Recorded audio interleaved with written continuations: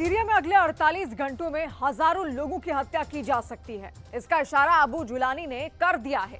बशर अल असद को सत्ता से हटाने वाले आतंकी संगठन HTS के सरगना अबू जुलानी ने कहा है कि सीरिया में उन लोगों को चुन चुन कर मारा जाएगा जिन्होंने असद की सरकार के दौरान जुल्म किया है। लेकिन इससे भी बड़ी खबर जुलानी का वो जाल है जिसमें इजरायल फंसता हुआ नजर आ रहा है।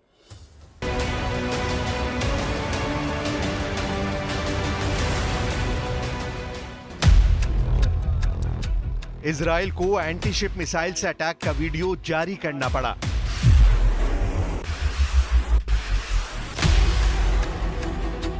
सीरिया के जंगी जहाज कैसे पोर्ट पर ही डुबो दिए गए, ये साबित करना पड़ा। इजराइल को F-15 फाइटर जेट से हमले के वीडियो भी दिखाने पड़े। 2 दिन में कैसे सीरिया की सेना को मिट्टी में मिला दिया, वो धमाके वायरल कर दिए गए।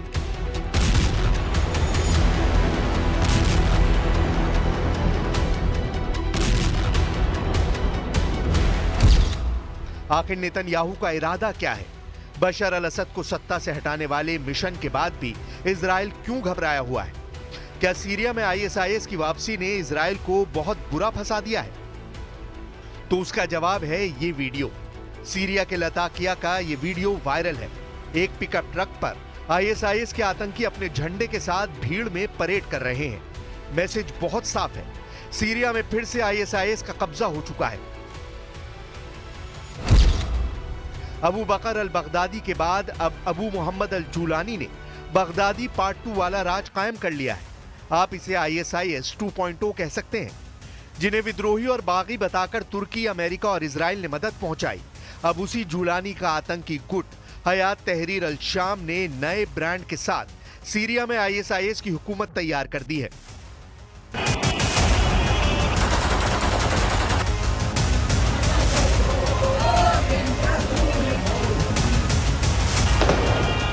सीरिया में 48 घंटों के अंदर 400 से ज्यादा हमले करने वाले नेतन्याहू सब कुछ जानते हैं, लेकिन उनका एक बयान आने के बाद दुनिया हैरान रह गई है। नेतन्याहू ने कहा है कि वो सीरिया में नई हुकूमत यानी ISIS 2.0 के साथ रिश्ते कायम करना चाहते हैं, लेकिन उनकी कुछ शर्तें हैं। אנחנו רוצים יחסים תקינים עם המשטר החדש בסוריה. אבל אם המשטר הזה יאפשר לאיראן לחזור להתבסס בסוריה, או יאפשר העברת נשק איראני או כל נשק אחר לחיזבאללה, או יתקוף אותנו, אנחנו נגיב בעוצמה. אנחנו נגבה ממנו מחיר כבד. מה שקרה למשטר הקודם יקרה גם למשטר הזה. क्या सीरिया में नई सत्ता को लेकर नेतन्याहू किसी गलतफहमी का शिकार हुए हैं? क्या सीरिया में हयात तहरीर अल शाम या कहें अल कायदा या फिर इसके असली नाम ISIS को लेकर नेतन्याहू को किसी ने गुमराह किया है? इन 2 तस्वीरों की तुलना इस वक्त सोशल मीडिया पर बहुत वायरल हो रही है। एक तस्वीर में है जुलानी का साथी मोहम्मद अल बशीर, जो सीरिया का नया कार्यवाहक प्रधानमंत्री बनाया गया है, और दूसरी तस्वीर ISIS के एक आतंकवादी की है, जो बगदादी के आतंक वाली मुहिम को चाकू की धार से आगे बढ़ा रहा है।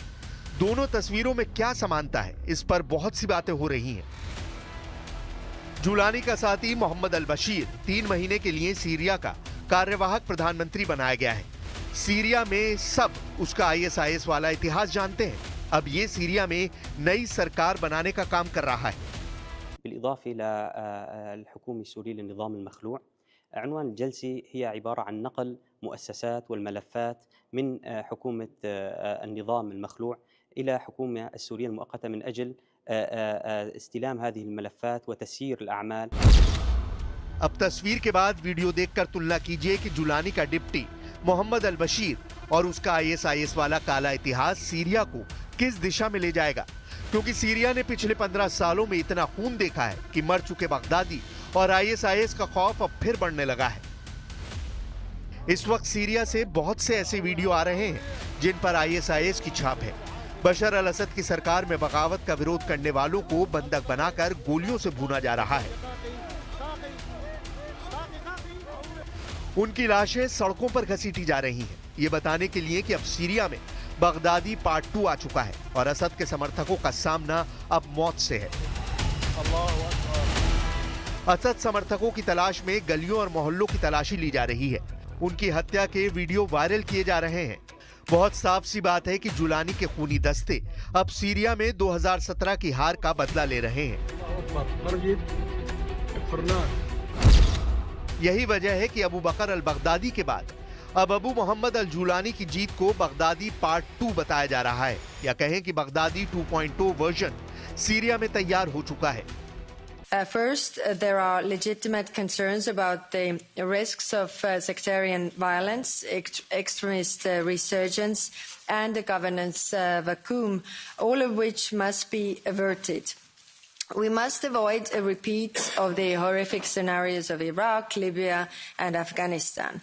Secondly, the rights of all Syrians, including those of many minority groups, must be protected.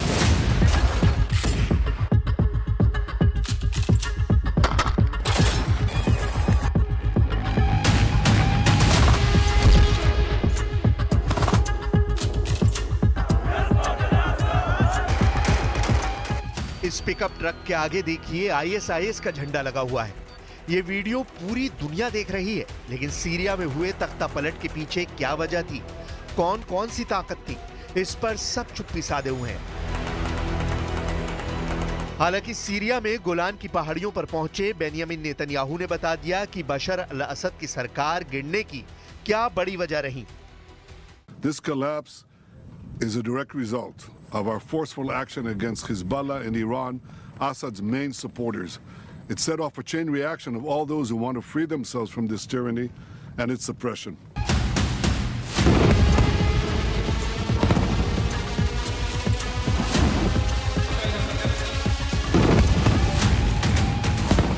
Israel पर बार बार ये इल्जाम लगा कि वो सीरिया को अस्थिर करने के लिए बशर अल असद के दुश्मनों को मजबूत कर रहा है, और ये बात इजराइल की मीडिया ने खुद छापी। टाइम्स ऑफ इजराइल में खबर 14 जनवरी 2019 को छपी थी कि इजरायली सेना के चीफ ऑफ स्टाफ गादी आजनकोट ने सीरिया के विद्रोहियों को हथियार सप्लाई करने की बात मान ली है। इससे पहले 13 मार्च 2015 को इजराइल के अखबार यरूशलेम पोस्ट ने रिपोर्ट छापी थी कि इजराइल सीरिया में घायल अल कायदा के आतंकियों का इलाज कर रहा है। अब जुलानी का मिशन सीरिया पूरा होने के बाद नेतन्याहू ने नई सरकार से दोस्ती करने की ख्वाहिश जाहिर की है। ये बात सुनकर नेतन्याहू के समर्थक भी हैरान हैं। लेकिन नेतन्याहू अब सीरिया में गोलान की पहाड़ियों पर पहुंचकर अपनी बड़ी जीत का दावा कर रहे हैं। टूटा और बिखरा हुआ सीरिया, जो इस वक्त आईएसआईएस के आतंकवाद की चपेट में है, नेतन्याहू की सेना उसके उस खास हिस्से पर काबिज हो गई है।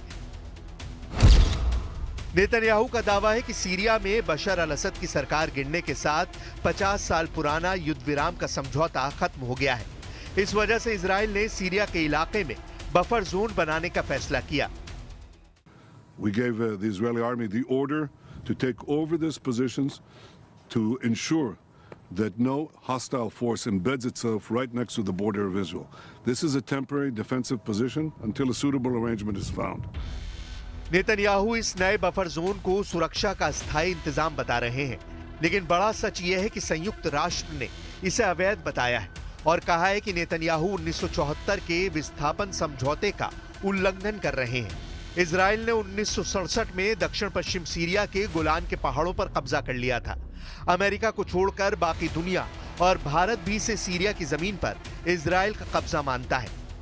It is crucial to preserve the territorial integrity of Syria and to respect its independence, its sovereignty, as well as the state institutions. Syria ही नहीं, अब सीरिया के पड़ोसी देशों के लिए भी आने वाला वक्त खतरे से खाली नहीं। युद्ध कहां और कब शुरू होगा, यह अब अमेरिका और इजराइल से ज्यादा जुलानी तय करेगा। सीरिया में तो उसने बिना लड़े दमिश्क पर कब्जा कर लिया। सवाल है कि क्या अब उसका अगला टारगेट तेल अवीव होगा या फिर वो अब बाकी अरब मुल्कों पर नजर गड़ाएगा।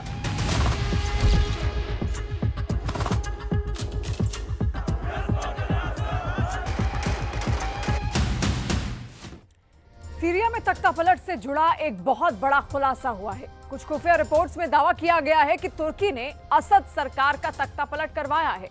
इसमें तुर्की का साथ अमेरिका और इजराइल ने भी दिया है। जब से खुलासा हुआ है तभी से अरब और मुस्लिम देशों में रेड अलर्ट जारी हो गया है।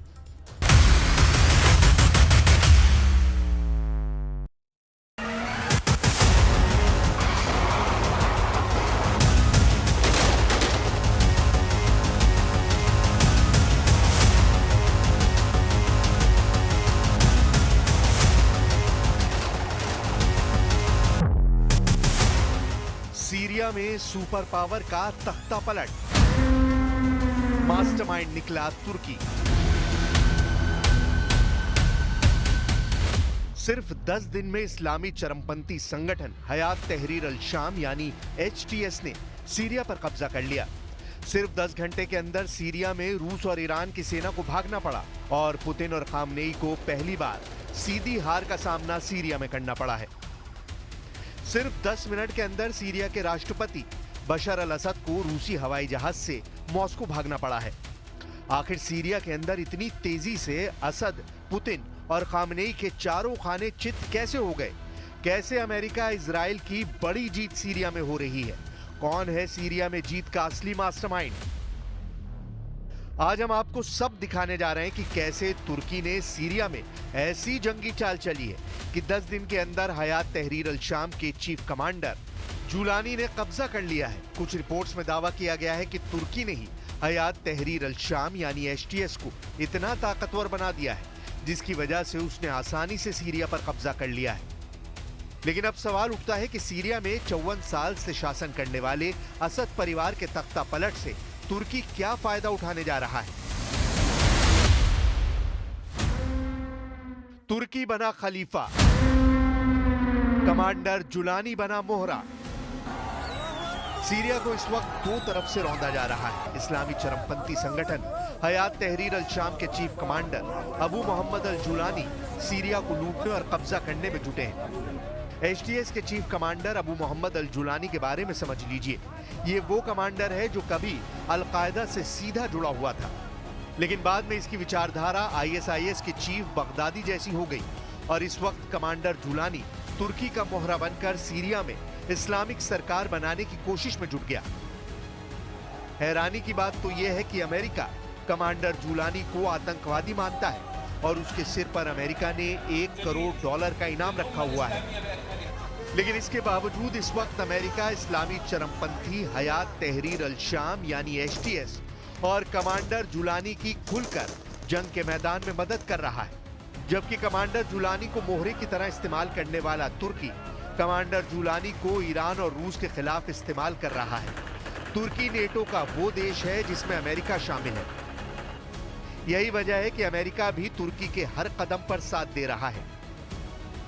इस चक्रव्यूह को रूस के राष्ट्रपति पुतिन और ईरान के सुप्रीम लीडर अली खामनेई अच्छी तरह से समझ चुके हैं। इसीलिए खामनेई ने 10 घंटे पहले टीवी पर आकर ऐलान कर दिया है कि सीरिया में हुए तख्ता पलट के पीछे अमेरिका और इजराइल का हाथ है, जिसमें तुर्की पर्दे के पीछे से मदद कर रहा है। सीरिया में तुर्की का खलीफा मिशन, घबरा गए अरब देश।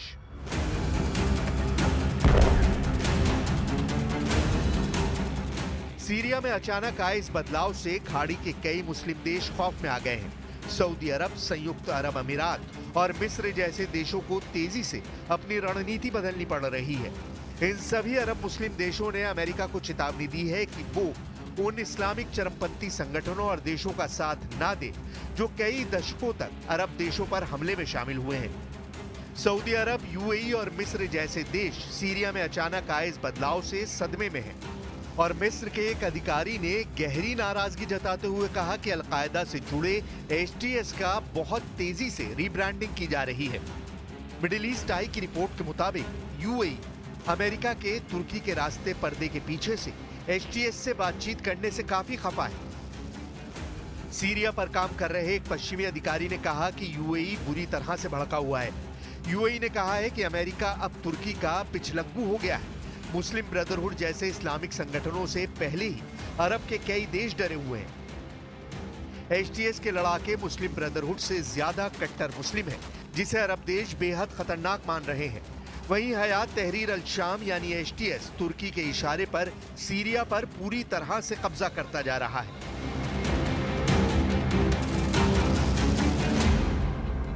ये اتفاق افتاد محصول یک نقشه مشترک آمریکایی و صهیونیستی است. قرائنی داریم. این قرائن برای انسان جای تردید باقی نمیگذاره.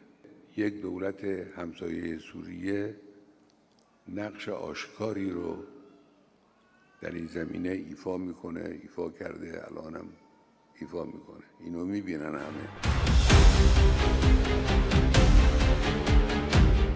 राष्ट्रपति पुतिन ने सीरिया में मौजूद रूसी नौसेना और वायुसेना अड्डों को खाली करा चुके हैं। ये रूस की सीरिया में बड़ी हार मानी जा रही है। सीरिया के टार्टस में मौजूद रूस के नेवल बेस में मौजूद रूसी पनडुब्बियां, युद्धपोत रूस ने सुरक्षित स्थान पर भेज दिए हैं। इसी तरह से सीरिया के खमीमिम में रूसी एयरबेस पर मौजूद रूस ने लड़ाकू विमानों, मिसाइलों, ड्रोन और एयर डिफेंस सिस्टम को सुरक्षित स्थान पर भेज दिया है। रूस को लगता है कि इस्लामी चरमपंथी संगठन एचटीएस के लड़ाके सीरिया में मौजूद रूसी सैन्य अड्डों पर हमला करके हथियारों पर कब्जा कर सकते हैं। इसी डर से पुतिन ने ये बड़ा कदम उठाया है। वहीं दूसरी तरफ ईरान ने भी अपनी सेना और टॉप कमांडरों को भारी हथियारों समेत तख्तापलट होने के तुरंत बाद वापस बुला लिया। यहां तक कि ईरान के समर्थन प्राप्त हिजबुल्लाह ने भी सीरिया में कुछ क्षेत्रों से अपने लड़ाकों को वापस बुला लिया। हालात रूस और ईरान के हाथों से निकल चुके हैं। تحلیلگر نادان بیخبر از معنای مقاومت خیال میکنه که مقاومت که ضعیف شد ایران اسلامی هم ضعیف خواهد شد. من عرض میکنم به حول و قوه الهی به اذن الله تعالی ایران قوی مقتدر است و مقتدرتر هم خواهد شد. सीरिया में बशर अल असद के रूस भाग जाने के बाद एचटीएस विद्रोहियों का देश के ज्यादातर हिस्सों पर कब्जा हो गया है। तुर्की समर्थित हयात अल शाम के विद्रोही अब देश के उन इलाकों पर कब्जा करने में जुट गए हैं जहां पर असद सेना का भी नियंत्रण नहीं था। इसी में एक इलाका देर इजोर का है जो देश के पूर्वी इलाके में स्थित है। इस रेगिस्तानी इलाके पर कब्जे के लिए एचटीएस विद्रोहियों ने अमेरिकी सेना के समर्थन वाले कुर्द विद्रोहियों से जोरदार लड़ाई लड़ी और कब्जा कर लिया। सीरिया का यह इलाका न केवल विद्रोहियों बल्कि कुर्दों और अमेरिका के लिए बेहद महत्वपूर्ण है। असल में सीरिया के इस इलाके में बहुत बड़े पैमाने पर कच्चा तेल निकलता है जिसे सीरिया का काला सोना कहा जाता है। उसे भी कमांडर जुलानी लूटने में जुट गया है। सीरिया के इन इलाकों का पूरा नियंत्रण अब अमेरिका के समर्थन वाले कुर्द विद्रोहियों के पास था, लेकिन अब एचटीएस ने बाजी पलटनी शुरू कर दी है। यानी तुर्की ही सीरिया में मचे कोहराम का मास्टरमाइंड है। जुलानी पर $1 करोड़ का इनाम, इजराइल पर करेगा कब्जा। हालांकि अमेरिका और तुर्की तो एचटीएस की जीत से खुश हैं, लेकिन इजराइल काफी सतर्क है। असल में इस्लामिक चरमपंथी संगठन हयात तहरीर अल शाम यानी एचटीएस का मतलब है लेवंत की मुक्ति के लिए संगठन। आईडीएफ के पूर्व ऑपरेशन प्रमुख इसराइल जिफ का दावा है कि एचटीएस यानी लेवंत की मुक्ति के लिए संगठन का मिशन है सीरिया, लेबनान, जॉर्डन और इजराइल को मिलाकर एक नया इस्लामिक देश बनाना।